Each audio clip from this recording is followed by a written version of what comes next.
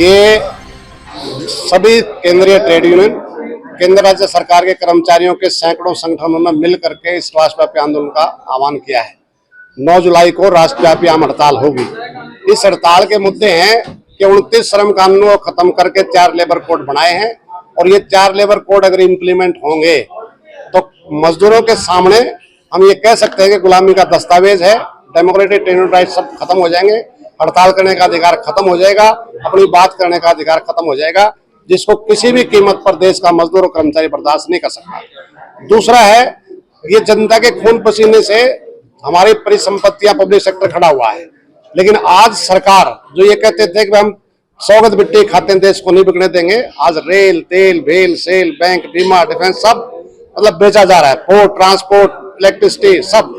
तो इसको रोकने का सवाल है कि हम किसी भी कीमत पर इसको बिकने नहीं देंगे। सरकार जो है इसकी मालिक नहीं है, कस्टोडियन है। पुरानी पेंशन का सवाल है, पीएफआरडी एक्ट रद्द हो, पुरानी पेंशन बहाल हो। सरकार यूपीएस लेकर के आई है जिसको सिरे से खारिज किया गया है। इस हड़ताल का प्रमुख मुद्दा है कि पुरानी पेंशन बहाल हो, पीएफआरडी एक्ट रद्द हो।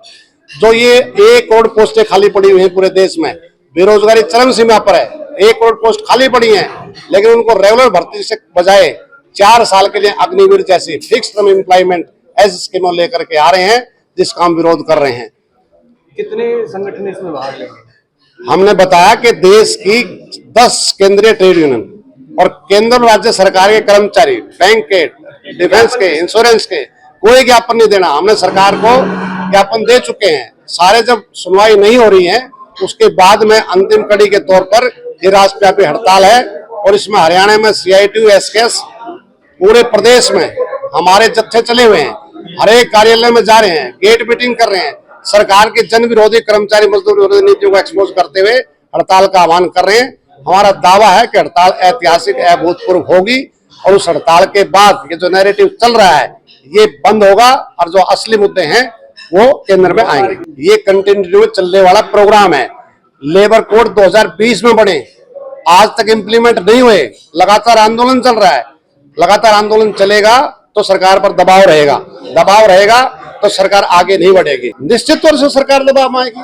शायद जितने वोट मतलब इनको मिले इतने लोग हड़ताल पर जाएंगे तो दबाव में क्यों नहीं आएगी। दबाव मतलब आंदोलन से पीसफुली तरीके से हमारा आंदोलन है, किसी व्यक्ति विशेष के लिए नीतियों के खिलाफ है, इस पब्लिक सेक्टर को बचाने की लड़ाई है।